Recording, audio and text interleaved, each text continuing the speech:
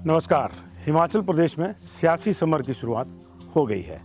इस साल के अंत तक यहाँ पे विधानसभा के चुनाव होने हैं और तमाम बड़ी पार्टियों ने उसको लेकर वार फुटिंग पर अपनी तैयारी शुरू कर दी है। 2 दिन पहले ही कांग्रेस ने अपनी पूरी टीम में बदलाव किया है, लेकिन इस बार का चुनाव दिलचस्प होने वाला है। वो इस लिहाज से कि ट्रेडिशनल पार्टियों के अलावा एक तीसरी पार्टी का भी यहाँ पे एंट्री हुई है और इसके अलावा बहुत से ऐसे लोग हैं जो युवा हैं और उनमें कुछ करने का जज्बा है और उस जज्बे को वो लेकर पॉलिटिक्स में आना चाहते हैं। यानी एक और ऐसा विंग जो पार्टियों से इतर अपने अपने स्तर पर तैयारी कर रहा है, वो भी चुनावी मैदान में कूदने वाला है। इसी के लिहाज से हम लोग एक नया कार्यक्रम शुरू कर रहे हैं, नाम है दावेदार। ऐसे बहुत से दावेदारों से हम आपको मिलाएंगे और पहली कड़ी में आज हम हिमाचल प्रदेश के हमीरपुर जिला में आपको एक दावेदार से मिलाएंगे। हमीरपुर हमने इसलिए चुना क्योंकि ये पॉलिटिक्स का एक बहुत बड़ा गढ़ है। यहाँ पे एक पार्टी के 3 पूर्वाध्यक्ष हैं, एक पार्टी के 2 पूर्वाध्यक्ष हैं। वर्तमान में एक ही पार्लियामेंट्री कॉन्स्टिट्यूंसी से 3 सांसद हैं, जिनमें से बीजेपी के राष्ट्रीय अध्यक्ष जगत प्रकाश नड्डा हैं, केंद्रीय मंत्री अनुराग ठाकुर हैं और इसके अलावा हाल ही में राज्यसभा में गए सिकंदर कुमार हैं। यही नहीं, यहाँ से पूर्व मुख्यमंत्री प्रेम कुमार धूमल भी चुनाव लड़ते रहे हैं। ऐसी स्थिति में हमीरपुर को आप प्रदेश की राजनीति का एक अहम स्थान, मक्का या नर्सरी कुछ भी कह सकते हैं जो आपको सूट करे। लेकिन हमने इसलिए इसको चुना कि यहीं से जो नए दावेदार आ रहे हैं, जिनको किसी पार्टी से कोई लेना देना नहीं है, वो भी एक अपना रास्ता खोजना चाह रहे हैं। उनको ये रास्ता कितना मिलेगा कितना नहीं ये तो वक्त बताएगा, लेकिन हम आपको ये ज़रूर बताएंगे कि वो दावेदार क्या कर रहे हैं, क्या उनके दावे हैं, क्या उनकी सोच है, आने वाले समय में समाज को वो कहाँ ले जाना चाहते हैं। इन सारी चीज़ों की चर्चा करेंगे। तो आइए चलते हैं, देखते हैं दावेदार।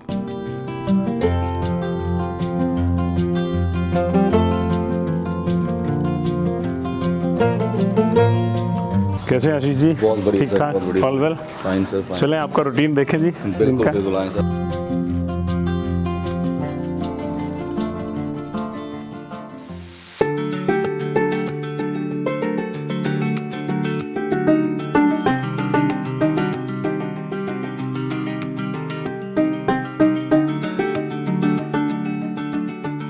तो आशीष जी, देख रहे थे हम लोग कि आप लोग सुबह सुबह डटे हुए हैं, आपका रूटीन में देख रहा था। तो ये कब से फिटनेस के प्रति? सर एक्चुअली मैं स्कूल टाइम से ही बैडमिंटन का प्लेयर रहा हूँ और अंडर 19 2 बार हमीरपुर में चैम्पियन रहा हूँ, डिस्ट्रिक्ट चैम्पियन। स्टेट को भी रिप्रेजेंट किया डिस्ट्रिक्ट की तरफ से और एक बार अंडर 16 रहा हूँ। तो फादर साहब भी मेरे आज भी बैडमिंटन खेलते हैं रोज़ शाम को जाके। अच्छा जी। करीब 25 वर्षों से टाउन हॉल हमीरपुर में। तो मुझे भी है कि करीब 1 घंटा तो सुबह लगाऊं, सुबह या शाम जब भी समय मिले। तो इसलिए जो भी हो सकता है फिटनेस के लिए करता हूँ थोड़ा बहुत। नॉर्मल रूटीन में आपका रहता है? हाँ, बिल्कुल। अगर आप घर से बाहर नहीं? बिल्कुल बिल्कुल सर, लगभग अगर 7 डेज़ में से 5 डेज़ तो मैं करता ही हूँ लगभग, ताकि थोड़ा फिट रहे, शरीर को भी टाइम दिया जाए। बात कर रहे हैं कसरत की, ये तो आप कर रहे हैं शरीर को फिट रखने के लिए, लेकिन जो पॉलिटिकल कसरत आप कर रहे हैं वो भी निश्चित तौर पे टफ है और उसमें भी बड़े रूटीन की ज़रूरत है।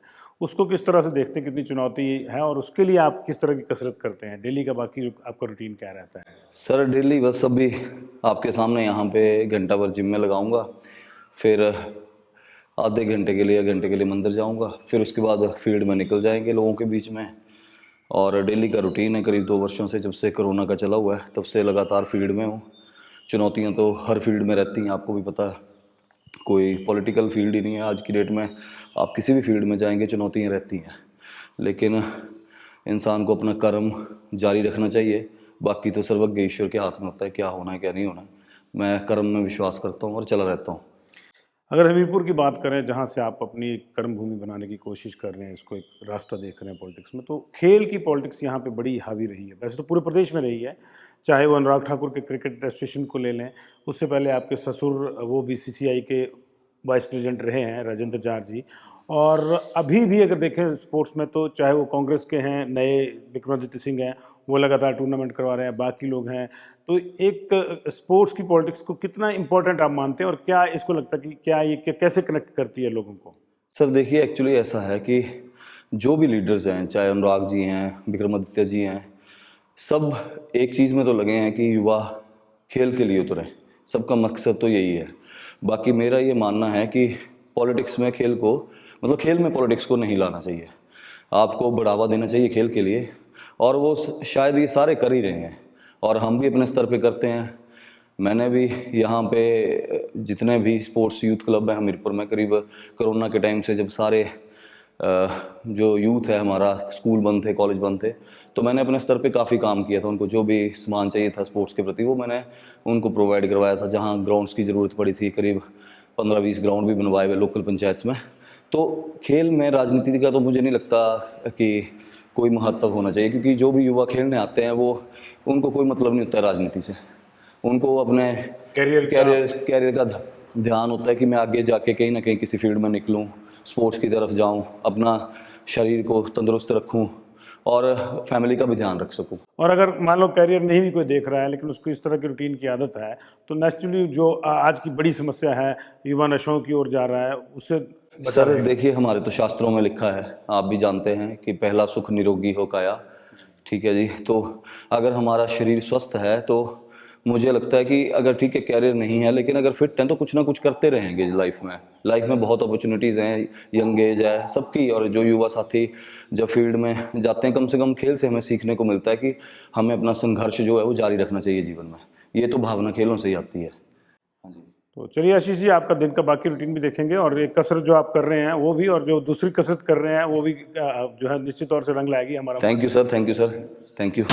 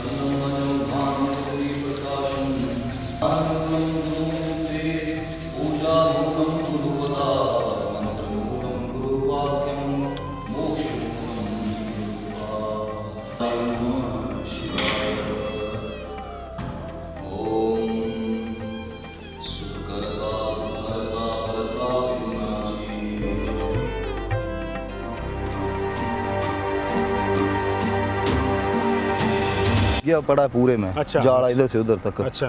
पूरे जाड़ा पड़ा हुआ है इसमें। बड़े लोगों ने सहयोग भी दिया इसमें।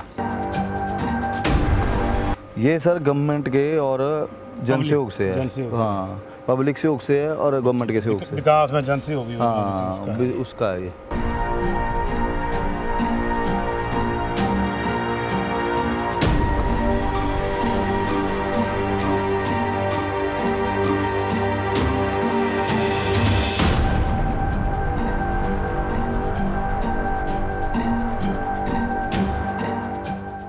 नमस्कार, कार्यक्रम दावेदार में एक बार फिर से आपका स्वागत है। और सुबह का शेड्यूल आपने आशीष का देखा।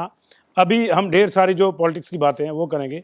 आशीष जी, 35 साल की आपकी उम्र है, इंजीनियरिंग आपने की है, अच्छा खासा बिजनेस है। ठीक है जी। फिर जो परसेप्शन है लोगों की उन नेताओं के प्रति अच्छी नहीं है, तो ऐसे में क्यों आपने पॉलिटिक्स में जो है वो? एक्चुअली देखिए कि आज की डेट में अगर देखेंगे हम कि एक तो हमारा जो देश है वो युवा देश है और दूसरी बात ये है कि इवन मेरी फैमिली नहीं चाहती थी कि मैं पॉलिटिक्स में आऊँ। इवन मेरी वाइफ आपके साथ यहाँ पे बैठी है स्वाति, ये खुद नहीं चाहती थी क्योंकि इसके फादर साहब ने भी, इनके पूरे परिवार ने करीब 3 इलेक्शन लड़े हैं, जो हमारे मेरे फादर इन लॉ हैं। तो ये वैसे ही खिलाफ थी कि नहीं, चुनाव में नहीं, कोई ज़रूरत नहीं है राजनीति में आने की। लेकिन फिर एक जज्बा है कि कुछ ना कुछ जीवन में आए हैं तो कुछ ना कुछ समाज के लिए कुछ करना है। और शायद अगर हम लोग चेंज नहीं लाएंगे, जो आने वाली जनरेशन है वो चेंज नहीं लाएगी, तो फिर तो सारे के सारे हाथ पे हाथ रख के बैठ के देखते रहेंगे कि क्या चला है, उसको चलने देंगे या तो कुछ चेंज करेंगे। तो मेरे को ये लगता है कि कुछ ना कुछ अगर समाज में अच्छा करना है तो आपको इस फील्ड में आके ही आप कुछ ना कुछ जो पॉलिसीज़ हैं वो अगर उस वहाँ तक आप जाओगे जहाँ पे पॉलिसीज़ चेंज होंगी तभी आप कर पाएंगे, अदरवाइज़ मुश्किल है, कुछ नहीं कर सकते हैं। मैम, आप क्यों नहीं चाहते थे कि ये लोग जो हैं पॉलिटिक्स में आए आशीष? क्योंकि मैंने बचपन से देखा हुआ था और मतलब समाज सेवा में तो पहले से जुड़े हुए थे, तो मुझे लगा था कि अगर ये राजनीति में आते हैं तो लोग समाज सेवा को एक स्वार्थ के साथ जोड़ देंगे। उनको लगेगा कि इसलिए कर रहे थे हाँ कि हाँ इलेक्शन लड़ने कि हैं। स्वार्थ है इसलिए। नहीं, आपके मदर फादर ने तो लंबी पारी खेली, अभी भी आपके पिताजी यहाँ अध्यक्ष हैं एक पार्टी के, और आपकी माताजी ने भी इलेक्शन लड़ा है, इफ आई रिमेम्बर एक तो मुझे ये लगा था कि चलो, एक तो फैमिली लाइफ डिस्टर्ब हो जाती है और हमारी एज नहीं थी इतनी, और बच्चे भी अभी छोटे हैं तो वो टाइम देना नहीं हो पाता है। और दूसरा ये था कि समाज सेवा में मेरा भी इंटरेस्ट था, बट यही था कि स्वार्थ के साथ ना जोड़ें लोग, क्योंकि अंदर से किसी ने किसी को नहीं देखा है और वो तो हम लोग जानते हैं हम किस भाव से, निष्काम भाव से इस चीज़ में लगे हुए हैं। आशीष जी, फैमिली लाइफ की इन्होंने बात करी, बड़ी इंपॉर्टेंट है। किस तरह से कोऑर्डिनेट करते हैं, क्योंकि अभी तो बड़ा आपका रहता होगा। सर एक्चुअली ऐसा है कि सबसे पहले तो अगर आप घर परिवार से, अगर जैसे अगर वाइफ की सपोर्ट हो, परिवार की सपोर्ट हो, तभी आप कहीं पे किसी भी लड़ाई में आप चले हैं तो आप तभी उसमें जा सकते हैं। लेकिन ऐसा है कि आपको टाइम निकालना पड़ता है, बच्चों के लिए भी निकालना पड़ता है, फैमिली के लिए भी निकालना पड़ता है। अब 2 बच्चे हैं, ये दोनों शाम को अगर टाइम से आएंगे तभी आपको पता है इनको भी रहता है कि पापा के साथ घूमना है या कहीं भी जाना है, तो निकालना पड़ता है टाइम, और ऐसा नहीं निकलता भी है टाइम। बिल्कुल जी। आपके क्या इंटरेस्ट है, क्योंकि हम खाने की टेबल पे तो इसकी भी बात हो जाए, तो क्या खाने के आपके इंटरेस्ट हैं? खाना सर नॉर्मल जैसे परिवार का हिमाचल में होता है। आज जैसे चलो, आज तो मदर ने पूरी चने बनाए हैं, भिंडी की सब्जी है, रायता है, और अदरवाइज जो भी परांठा दही के साथ वैसे नॉर्मल जो बनता है, दाल लस्सी, रोटी, दाल रोटी, फुल्का, वैसे वैसे बनता है घर पे। तो बात हो रही थी मैम किचन की ट्राई की, तो क्या बना लेते हैं आशीष? बताओ आशीष। नहीं, नहीं, वैसे आपको किचन में तो मैंने अभी तक देखा नहीं देखा इनको। नहीं है। हाँ, किचन पर में ये ऐसा है कि कटिंग ठीक कर लेते हैं। सैलेड फ्रूट्स वगैरह, फ्रूट्स सैलेड वगैरह काट वगैरह। लेता हूँ, बाकी एक वो अनार बनाने नहीं वाला आता। रायता। हाँ, मतलब रायता बना हाँ। लेता हूँ, बाकी सब्जी वगैरह ये खुद ही नहीं, तो बनाते हैं जो मदर। जो ये रेसिपी आप पका रहे हैं पॉलिटिक्स की, हाँ जी। उसमें आपको क्या लगता है कि कितना जो है टाइम इनको डिवोट करते हुए हो गया, कितने साल हो गए, और क्या आपको लग रहा है कि वो रेसिपी कहाँ जा रही है? अभी इनिशियली तो हमें लगा था कि मतलब क्योंकि इनिशियली तो आपके साथ लोग भी कम चलते हैं, क्योंकि आप न्यू फेस होते हो तो लोगों को इतना ट्रस्ट नहीं होता, और राजनीति मतलब प्लेटफॉर्म ही ऐसा है कि मतलब इस पे हमें ही यकीन नहीं होता तो लोग हम पे कैसे यकीन करेंगे। और अभी उल्टा भी हो गया है कि मतलब अब नेता डरता है रादर देन मतलब अब पब्लिक डराती है नेताओं को। आशीष, कितना सही है ये बात कि पब्लिक से अब नेताओं को डर लगता है? मतलब इसको पॉजिटिव वे में भी देखें हाँ, तो हाँ। कितनी अच्छी चीज़ है ये। सर बहुत अच्छी चीज़ है, एक्चुअली डर होना भी चाहिए पब्लिक का। अगर आपको पब्लिक ने इतनी बड़ी जिम्मेदारी दी हुई है और आप एक विधानसभा को लीड कर रहे हैं, प्रदेश में अपने विचारों को रख रहे हैं, सबके सामने लग रहे हैं, और कितने लोगों का भविष्य जुड़ा होता है सबके साथ, तो ये ज़रूरी है सर। या तो आप इस फील्ड में आए ना, और अगर आप फील्ड में आए हुए हैं तो आपको अपना 100% देना ही पड़ेगा। और आज की डेट में जिस हिसाब से ट्रांसपेरेंसी है, और चाहे यूथ है या जहाँ भी हम फील्ड में जाते हैं तो लोग पूछते हैं शरेआम कि जो हैं भी, चाहे सिटिंग में भी हैं, चाहे जो पूछते हैं लोग, आजकल निडर होकर पूछते हैं कि क्या किया आपने 4 साल, क्या किया है। और शायद आने वाला टाइम और टफ होने वाला है, आपको और भी जवाबदेही बनेगी। और जहाँ पे भी लोग जाएंगे आज की डेट में लोग परवाह नहीं मारते हैं कि कौन है, चाहे विधायक है, चाहे एमपी है, कोई भी है, लोग शरेआम पूछते हैं कि भाई साहब बताओ आपने क्या किया, क्या नहीं। क्या क्या कंप्लेंट सभी लोगों की, क्योंकि आप तो अभी शुरू कर रहे हैं, हाँ जी, हाँ जी। तो आप तो एक विकल्प उनको उपलब्ध करवाने की बात कर रहे हैं। तो लोगों के क्या कंप्लेंट्स अभी हैं, क्या मिसिंग हो गया पुराने वालों से कि आपके लिए स्पेस बन रहा है? सर एक्चुअली ऐसा है कि देखिए, परिस्थितियाँ खुद ब खुद बनती हैं, वैक्यूम खुद ब खुद क्रिएट होता है राजनीति में। कोई, आपको भी पता है कि अब जैसे अगर मैं लगा हूँ, मैं करीब कोरोना के टाइम से लगा हूँ यहाँ पे हमीरपुर में, 2 वर्षों से लगातार मैं यहाँ पे लोगों के बीच में जा रहा हूँ। और उससे पहले मेरी एजुकेशन भी यहाँ से हुई है, और मैं लगातार जो भी मैंने अपना बिजनेस किया, साथ साथ में जो मेरे से समाज के प्रति बना है वो मैंने आज दिन तक किया ही किया है, और ये लोग अभी से नहीं पहले से ही जानते हैं। तो अब जब आपने थोड़ा सा और अगर सोसाइटी के प्रति कंट्रीब्यूट करना है, आपने कुछ अच्छा काम करना है, तो आपको इस फील्ड में आके ही आप कुछ कर सकते हैं। और रही बात की मतलब जो अभी भी चले हुए हैं वो भी अच्छा काम कर रहे हैं, हम नहीं बोल रहे हैं कि, लेकिन हमारी सिर्फ ये है कि आज की डेट में जो जैसे यंग जनरेशन है या कोई भी है आज की डेट में चाहता है कि थोड़ा फास्ट हमें डेवलपमेंट भी हो, चाहे कुछ भी हो, थोड़ा फास्ट हो, मतलब हमें स्लो मूवमेंट के साथ नहीं। समाज में आज की डेट में जो यंग जनरेशन है या कोई भी, वो नहीं चाहता है कि सरकार तेज तर्रार होनी चाहिए। मैम, तेज तर्रारी की इन्होंने बात करी, क्या आशीष सच में इतने तेज तर्रार हैं कि आज की जो पॉलिटिक्स है उसमें आपको लगता है कि नहीं ये हैंडल कर पाएंगे? एक्चुअली ये नारियल की तरह है इसीलिए समाज सेवा से जुड़े हुए हैं, क्योंकि ये पिघल जाते हैं लोगों का दुख देख के, और लोगों का दुख इनको अपना दुख लगता है। जानवरों के प्रति भी ये वैसे ही सॉफ्ट हैं, तो जो इंसान है उसके लिए तो और ज़्यादा इनके लिए इनके अंदर हमदर्दी इनके जो है। पॉलिटिकल कार्यक्रम होते हैं हाँ जी, उनमें कितनी शमूलियत आप कर पाती हैं? मतलब तकरीबन मैं जाती हूँ वहाँ पे, मतलब महिला मंडल तो जितने भी हुए हैं 400 450 से ऊपर, उनमें सभी में मैं गई हूँ। और दूसरे क्योंकि बच्चे भी होते हैं, इनके स्कूल भी शुरू हो गया है, तो बीच में हर जगह नहीं मैं जा पाती हूँ। अदरवाइज़ साथ में हम लोग चले ही हैं 1.5-2 साल से। तो मतलब जो पुराना एक्सपीरियंस है फैमिली का वो काम आता है? एक्सपीरियंस भी नहीं बोल सकते, वो शायद हमारे अंदर ही, मतलब नेचर में ही आ चुका है कि हमें पब्लिक से इंटरेक्ट करना, उनको सुनना और उनसे बात करना, वो हमें अच्छा लगता है। मतलब इसके लिए कुछ स्पेशल करना नहीं पड़ता। आशीष, आपके आइडियल लीडर कौन है हिमाचल के, अगर बात करें तो? सर इस बारे में तो मैं अभी कुछ कह नहीं सकता हूँ आपको। नहीं, क्योंकि आपका मैंने जैसे बात हो रही थी हमारी, तो आपका शायद अभी ये डिसाइड नहीं है कि आप किसी पार्टी का टिकट लेंगे या इंडिपेंडेंट लड़ेंगे, लेकिन आपका ये है कि लड़ेंगे। बिल्कुल सर, लड़ेंगे। ये नहीं, एक्चुअली सर ऐसा है कि डिसाइड मैंने आपको पहले भी बताया, और शायद अभी मैंने कार्यक्रम किया था अभी 17 अप्रैल को, संडे हाँ, को यूथ सम्मेलन युवा सम्मेलन किया था मैंने।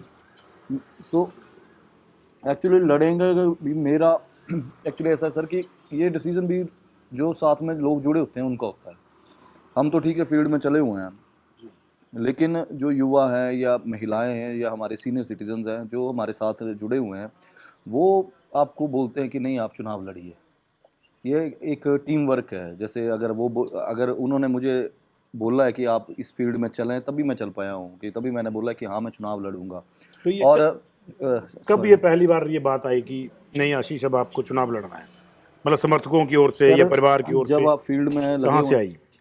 एक्चुअली ऐसा है सर, फील्ड में जब जैसे चले हुए हैं, फील्ड में काफ़ी समय से लगे हुए हैं, तो जितने भी लोग जुड़े हैं, समर्थक हैं, वो सारे बोलते हैं कि नहीं अब कुछ ना कुछ हमें चेंज चाहिए, अच्छा काम करने वाले चाहिए सोसाइटी में, जो हर समय लोगों के बीच में समर्पित रहें, लोगों के बीच में जाएं। ऐसा नहीं है कि 4 साल बाद आप फील्ड में निकले, 4 साल हो गए हैं, आप एक बार विधायक बन जाते हैं और उसके बाद लास्ट ईयर आप चलते हैं, मूवमेंट करते हैं अपना।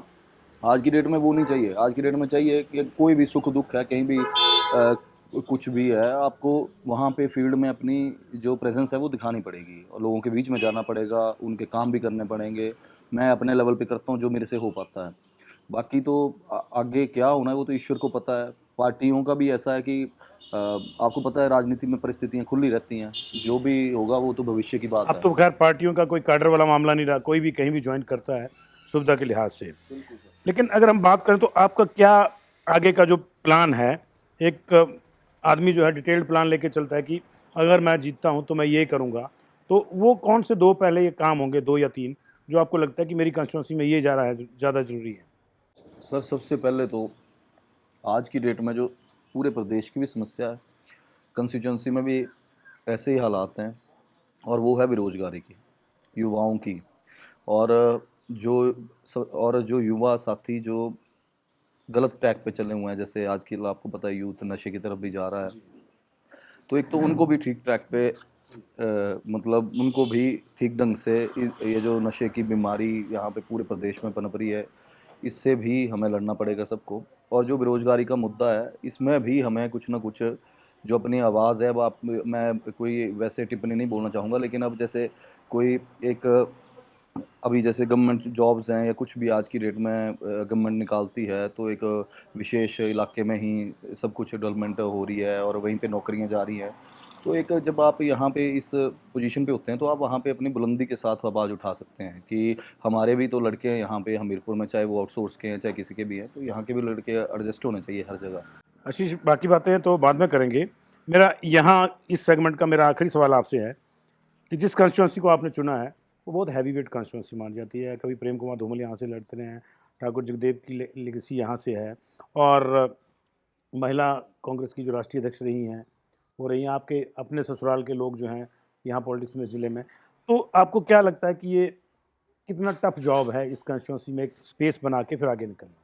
सर देखिए, एक्चुअली ऐसा है कि जब आप किसी भी रास्ते पे चले हुए हैं, अब मैं अगर चुनावी क्षेत्र में चला हूँ, मैं लोगों के बीच में जा रहा हूँ, मेरा दायित्व है अपना कर्म करना। मेरा फ़र्ज़ है मैं दिन रात लोगों के लिए लगूँ, अपना बेस्ट करूँ, अपना 100% डिवोट होके करूँ। बाकी जो ईश्वर करेगा वो अच्छा ही करेगा, उसने आज दिन तक अच्छा ही किया है। देवभूमि है ये वैसे भी हमारी, हमीरपुर वीर भूमि, देवभूमि, हिमाचल भी देवभूमि है हमारी। यहाँ पे परिस्थितियाँ भी ईश्वर पैदा करता है, लाता भी वही है, हटाता भी वही है। तो मैं तो अपना सब कुछ जो है उस प्रभु के चरणों में समर्पित करके चलता हूँ, और जो वो डिसाइड करेंगे मेरे को अच्छा है। कितने वोटर आपकी कंस्टिट्यूंसी में इस वक्त हैं? सर टोटल करीब 70,000 के करीब वोटर हैं, लेकिन वोटिंग जो है करीब 50,000 के करीब वोटिंग होती है यहाँ पे।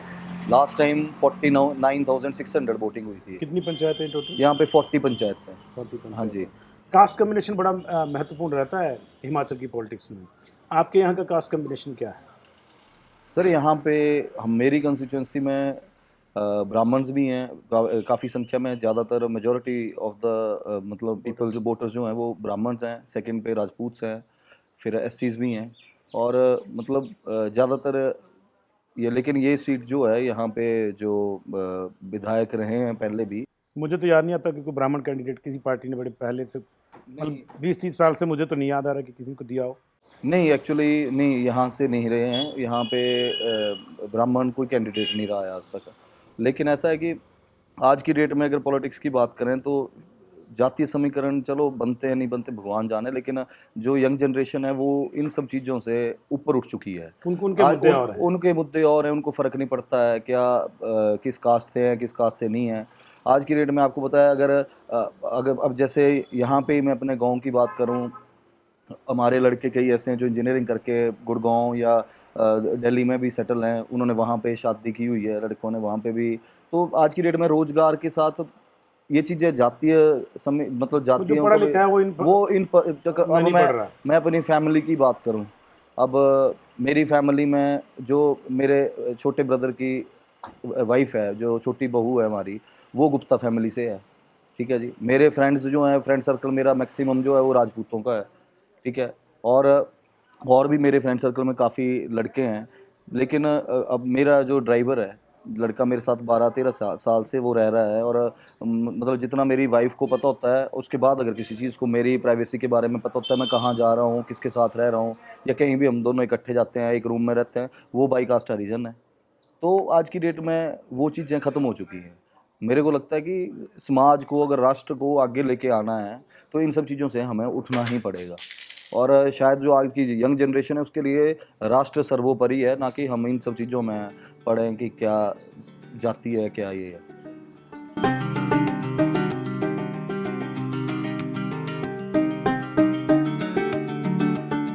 वर्तमान में राजनीति में एक और चीज़ सामने आ रही है, वो ये है समाज सेवा को जोड़ने की कोशिश राजनेता करते हैं, और आशीष भी उस परंपरा, उस परिपाटी से अलग नहीं है। वो एक गौशाला भी चलाते हैं और उसकी खास बात यह है कि भले ही नाम उसका गौशाला है, लेकिन वास्तव में वो नंदीशाला है। यानी आप समझ गए होंगे कि उसमें प्रत्येक गायों के स्थान पर प्रत्येक बैल ज़्यादा हैं, जबकि बाकी गौशालाओं की हम बात करें तो वहाँ बैलों को कोई नहीं रखता है। उन्होंने कम से कम 50 के आसपास बैल यहाँ पे रखे हुए हैं।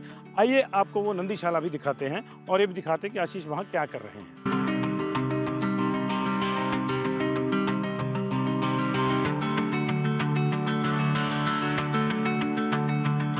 आशीष, हमने देखा, देखो ये तो है कि आज के जो पॉलिटिशियन हैं वो समाज सेवा में जुड़े हुए हैं और कई लोग ऐसे जो गौशाला में भी हैं, लेकिन आपकी गौशाला जो नंदीशाला जैसे आपने बताया, अभी मैंने बाहर भी पूछा 50 के आसपास जो है नंदी है यहाँ पे, इसके पीछे क्या कंसेप्ट था? देखिए, ऐसा है कि एक्चुअली आपको पता है कि लोग नंदियों को ज़्यादातर छोड़ते हैं। जी जी। अब जब हमने भी देखा यहाँ पे समस्या नंदियों की ज़्यादा है हिमाचल में जी। और थोड़ा सा मेरा ये भी रहा है शुरू से कि मेरी आस्था थोड़ा भोले शंकर में रही है। अच्छा जी। तो मैं काफ़ी समय से देखता था कि जब लोग मंदिर में आते थे जी जी जी। तो जब मंदिर में आते थे तो वो आपने देखा होगा कि जो नंदी बाहर शिव जी के शिवलिंग के बाहर होता जी है, जी जी तो जी। उनके कान में फूंक मारते हैं हमेशा जी जी। कि प्रभु हमारी हाँ, मनोकामना बताते हैं पूर्ण उनको। करें। हाँ जी हाँ जी। तो मुझे ये लगा कि उस फूक के बजाय अगर हम सही में सेवा करें नंदी की जी, तो जी। शायद ईश्वर ज़्यादा सुनेंगे। ज़्यादा सुनेंगे। हाँ, तो एक वो भावना थी और लगे रहते ज़्यादातर आप यहाँ पे देखेंगे कई यहाँ पे हमारे जो जैसे पीछे यहाँ पे बैल है, जी, जी। अभी दिखाऊंगा मैं आपको। जी। ये इसकी एक टांग कटी हुई है। अच्छा जी। तो यहाँ पे हमारी ज़्यादातर प्राथमिकता रहती है कि जो मतलब अपंग है या कोई बीमार है पशु, अब जी। उसकी वो उनकी टांग देखेंगे आप, जी, जी, जी। वो कटी हुई है उनकी जी जी जी।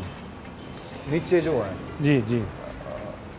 अब यहाँ पे तो ये लाए कहाँ से हैं आपने? ये सर जितने भी जो रोड पे रहते हैं, जैसे रोड पे अच्छा, कोई छोड़ गए लोग। जाता है तो उनको मतलब जितने अपने मेरे सिस्टम से जितने अब यहाँ पे बच्चे बहुत ज़्यादा हैं। हाँ, हाँ। जो छोटे 2-2 जी, 3-3 जी। महीने के बच्चे हैं। जी, जी, जी, जी, तो जी। जितना कर सकते हैं जी, जी, इनके जी। लिए उतना करते हैं। अब जितनी की व्यवस्था होती है यहाँ पे जी, जी। करीब 80-90 बैल गाय हैं। जी जी जी जी तो जी। उतना अगर कर लेते हैं अभी। जी जी।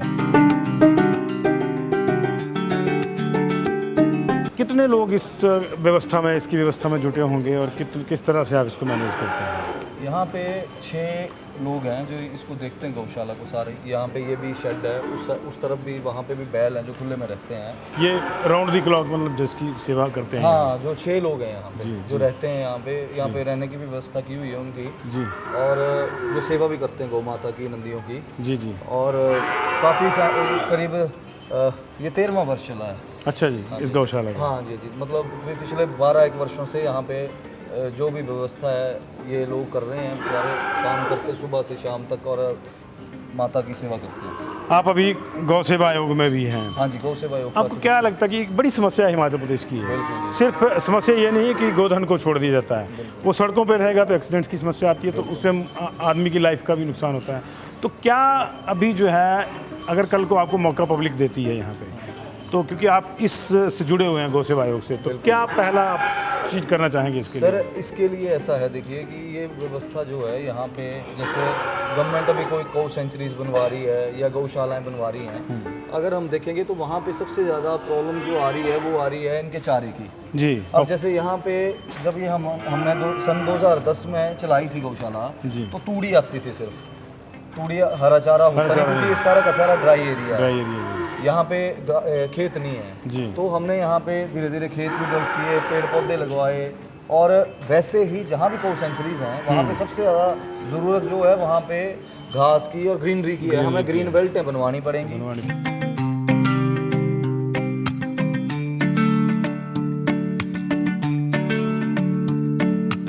ये एक्चुअली संजीव जी ऐसा है कि यहाँ पे 2 पंचायतें पड़ती हैं साथ में, एक स्वाल है एक बल है। तो पिछली सर्दियों की बात है, यहाँ पे शमशान घाट है आगे, और लकड़ी डालने आए थे हम लोग सारे, और भी थे युवा साथी थे, और भी यहाँ पे जो बुज़ुर्ग थे वो भी थे। तो जो बुज़ुर्ग थे वो सामने जो यहाँ पे आप देख रहे हैं यहाँ पे खड़े रहे, वो लकड़ी डालने गए नहीं क्योंकि यहाँ पे पानी काफ़ी ज़्यादा था और सर्दियों के दिन थे, तो इतने मतलब उनके जो पूरे डूब जा रहे थे, क्रॉस करना संभव नहीं था। फिर उस टाइम उन्होंने बताया मुझे कि ऐसे ऐसे आपने अगर हो सकता है तो एक पुल्ली या पुल छोटा सा हमें डल जाए तो ताकि हम भी जा सकें वहाँ तक। फिर ये शुरू करवाया था हमने और लगभग ये कंप्लीशन पे है, लेंटर इसका डल गया है, अप्रोचेज इसकी रही हैं अब, और ये काम ख़त्म होने वाला है अब। इससे 2 पंचायतों को पूरा लाभ जो हाँ, 2 पंचायतों का जितने शमशान घाट तक अब गाड़ी जो है, ट्रॉला छोटा पिकअप वो जा सकता है, ऑटो या ट्रॉला जो भी। तो ये फिर पीछे अप्रोच रोड भी बनाना पड़ा होगा जी पीछे? अप्रोच रोड भी जेसीबी से हमने निकलवाया हुआ है नीचे तक। अच्छा जी। और अभी जैसे ये इसकी ब्रिज की अप्रोचेस बन जाएंगी तो वो नीचे तक जाएगा वहाँ। हाँ, थ्रू हो जाएगा ये। ब्रिज की कितनी कॉस्ट होगी जी ब्रिज की सर अप्रोक्सीमेटली? इसमें ऐसा है सर, करीब 2.5-1 लाख जो है वो गांव वालों ने भी इकट्ठा किया है। अच्छा जी। 2.5 लाख रुपया इकट्ठा किया है। बाकी इसमें लगभग मेरे ख्याल से कोई 15-1 लाख रुपया खर्चा आ चुका है।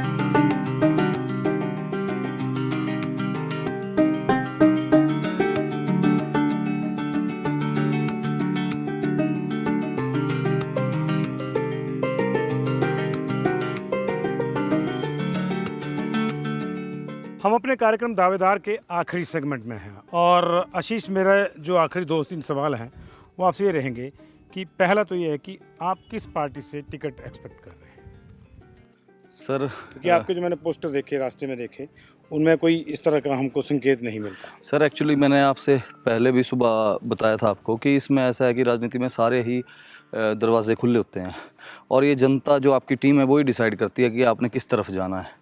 अब जो जिस हिसाब से जनता बोलेगी, जो टीम बोलेगी, उसी हिसाब से डिसाइड करेंगे कि क्या होगा। अभी ये कोई फिक्स नहीं है कि किस पार्टी से टिकट मिलना है, क्योंकि टिकट का पता ही नहीं कहाँ से मिलना है, कहाँ से नहीं मिलना है। और अगर पार्टी का टिकट किसी का नहीं होता है, मान लो, तो क्या रहेगा? तो इंडिपेंडेंट चुनाव लड़ेंगे। इंडिपेंडेंट? हाँ बिल्कुल, इंडिपेंडेंट मतलब चुनाव लड़ना है, ये तय है? बिल्कुल जी, 100% और अगर चुनाव पार्टी का भी ऑफर आता है तो उसमें भी प्लस माइनस उसमें विचार करेंगे। सारी जो टीम है वो भी विचार करेगी, जो कार्यकर्ता जुड़े हैं वो भी विचार करेंगे, जो लोग जुड़े हैं वो भी विचार करेंगे। अभी तक आप क्लीन स्लेट हैं? हाँ जी सर। और अपना काम कर रहे थे, आपका बिजनेस है, हाँ जी। लेकिन राजनीति में जाएंगे तो कीचड़ तो उछलेगा ही। बिल्कुल सर। और सबसे बड़ा सवाल जो आएगा वो आपके प्रोफेशन को लेकर आएगा, क्योंकि माइनिंग का प्रोफेशन है और माइनिंग को लेकर लोगों के मन में जो अवधारणा है वो उसको बताने की जरूरत नहीं है। किस तरह से उसको आप देखते हैं? सर देखिए, हमारी जो स्टेट है ये डेवलपिंग स्टेट है, इवन हमारी कंट्री भी डेवलपिंग कंट्री है जी। और अगर हम स्टेट को भी आगे लेके जाना चाहते हैं, जैसे अगर स्टेट में चाहे टूरिज़्म की संभावना है, रोज़गार बढ़ाना चाहते हैं, चाहे टूरिज़्म से रिलेटेड है या कोई भी अगर स्टेट नौकरियां भी अगर देना चाहते हैं, रोज़गार भी देना चाहते हैं, तो सबसे बड़ा कोई भी मतलब स्टेट है या कंट्री है, उसका इंफ्रास्ट्रक्चर पे डिपेंड करता है। अब इंफ्रास्ट्रक्चर आपका कैसे स्ट्रॉन्ग बनेगा, वो सिर्फ़ और सिर्फ आपके रोड, रास्ते, हॉस्पिटल्स। अब अगर 4 लेनिंग का काम चले हुए हैं या आपके रोड्स के काम चले हैं, या आपके जैसे कीर्तपुर टू मनाली है 8 घंटे का लोगों के लगते थे वहाँ से, आज की डेट में वो 4 घंटे में पहुंच जाएगा, जैसे वो रोड पूरा हो जाएगा। तो बिल्कुल वहाँ पे टूरिज़्म की कितनी संभावनाएं रहेंगी वो आप भी देख रहे हैं, मनाली में, लाहौल में। वैसे ही जो इंफ्रास्ट्रक्चर डेवलप होना है उसके लिए माइनिंग की बहुत ज़रूरत है, ये हमें लोगों को समझना पड़ेगा। ये कोई यहाँ पे किसी कोल माइनिंग नहीं है, यहाँ पे ना कोई किसी और भी कोई मतलब ऐसे किसी भी मेटल्स की माइनिंग नहीं है। यहाँ पे रेत बजरी निकल रहा है और सरकार जो भी परमिशंस दे रही है, सरकार ने परमिशन दी होती हैं, पर्यावरण स्वीकृतियाँ हैं, और जो माइनिंग का काम करता है वो रॉयल्टी पे करता है। रॉयल्टी भी अब लगभग कोई 100 रुपये टन की रॉयल्टी है, वो पे करेगा और अपने लीगल जो एरिया उसको बताया हुआ है वहाँ से माइनिंग करेगा। अब सरकार को मैं तो हमेशा बोलता रहा हूँ, मैं 12-13 साल से इस काम में हूँ, जब से मैंने इंजीनियरिंग की हुई उसके बाद मैं इस काम में आया था, तो हमने यूनियन के माध्यम से भी ये मुद्दा उठाया था कि जिस हिसाब से आज की डेट में डेवलपमेंट चली हुई है। मैं एक उदाहरण देता हूँ आपको। यहाँ पे मेडिकल कॉलेज हमीरपुर में बन रहा है। 2 महीने के लिए, आपको शायद पता होगा, पीछे 2 महीने के लिए कोरोना टाइम में जितने भी हिमाचल में क्रशर एसोसिएशन थी, स्टोन क्रशर्स बंद थे, और वहाँ से ये जो CPWD का काम है ये, तो यहाँ पे इन्होंने रिटर्न में दिया था कि जो टाइम पीरियड इनका 2 साल है उसमें हम काम कर नहीं पाएंगे क्योंकि हमारी स्टेट में मटीरियल नहीं मिल रहा है।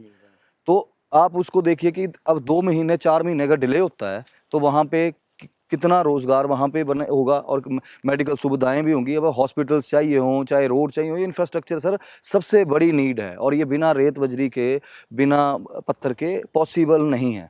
और एक और बात बोलूँगा कि इस काम के साथ मज़दूर तबके से लेके ऊपर तक का तबका, चाहे वो सीमेंट फैक्ट्रियाँ हैं, सरिया फैक्ट्रियाँ हैं, और मज़दूर जो काम करने जा रहा है, चाहे वो आपका टाइल्स का काम है, सैनिटरी का काम है, वो सारा का सारा एक सर्कल जुड़ा हुआ है। आप इसको थोड़ा सा और सरलीकरण के साथ सरकार को सोचना चाहिए कि काम करें। और कोई भी नहीं चाहता सर, मैं यहाँ पे हमीरपुर में रह रहा हूँ और मैं अपने हमीरपुर से प्यार करता हूँ, अपनी स्टेट से प्यार करता हूँ। मैं क्यों चाहूँगा, क्योंकि मैं गलत तरीके से मैं टैक्स दे रहा हूँ। मैं कॉन्ट्रैक्टर भी हूँ, मैंने रोड्स भी हमीरपुर में बना रखे हैं, और जितने भी रोड्स मैंने बनाए हुए हैं, जो आज दिन तक कोई भी रोड बता दे मेरे को एक भी खड्डा हो वहाँ पे जो मैंने बनाए हुए यहाँ पे, चाहे वो PMGSY के अंडर हो, चाहे वो कोई भी मैंने अच्छा काम किया है, और अच्छे काम में मुझे बरकत भी दी है उस ईश्वर ने। और मैं ये चाहता हूँ कि अच्छा काम करके, चाहे वो माइनिंग का हो, सरकार को भी हम रेवेन्यू दें। इंजीनियरिंग की हुई है सर, पढ़े लिखे हैं, कोई ये नहीं चाहते कि हमें कोई ये बोले कि आप चोर हैं। हम चाहते हैं कि सरकार को टैक्स दें, सरकार को रेवेन्यू दें, चाहे वो कॉन्ट्रैक्टरशिप में हो, अच्छा काम करें लोगों के बीच में। और ये एक प्रायोरिटी है यहाँ की, स्टेट की प्रायोरिटी है कि इसको काम को ढंग से करके, ताकि हम आगे बढ़ें, ना कि इस काम को इस तरह से सोचें लोग कि ये इलीगल है या कुछ है। आशीष के घर में हमने एक पोस्टर देखा था जिसमें लिखा हुआ था कि परीक्षाएं मनुष्य को मजबूत बनाती हैं और परीक्षाओं से घबराना नहीं चाहिए। पूरी बातचीत, पूरा दिन हम उनके साथ रहे, हमने देखा कि वो उस परीक्षा के लिए तैयार हैं जिसको लेकर वो पिछले 2 साल से तैयारी कर रहे हैं। वो जल्दी आएगी, 2-4 महीने के बाद जैसे ही चुनाव का डंका बजेगा, घोषणा होगी, वो परीक्षा भी आएगी। उसमें वो कितना सफल हो पाते हैं, कितना नहीं, ये डिपेंड करेगा कि इस परीक्षा की तैयारी, यानी लोगों से उनका संपर्क कितना रहा। कुछ दिखाने की हमने कोशिश करी, कुछ समय दिखाएगा। फिलहाल दावेदार के इस एपिसोड में इतना ही। नए एपिसोड में फिर से मुलाकात होगी नए दावेदार के साथ। तब तक आप देखते रहिए पंजाब केसरी टीवी। और आशीष जी, बहुत बहुत शुक्रिया आपका। Thank you sir, thank you. तमाम पूरे दिन हमने आपका समय लिया। थैंक यू सर, बहुत बहुत शुक्रिया and wish you all the best. Thank you sir, thank you sir, thank you.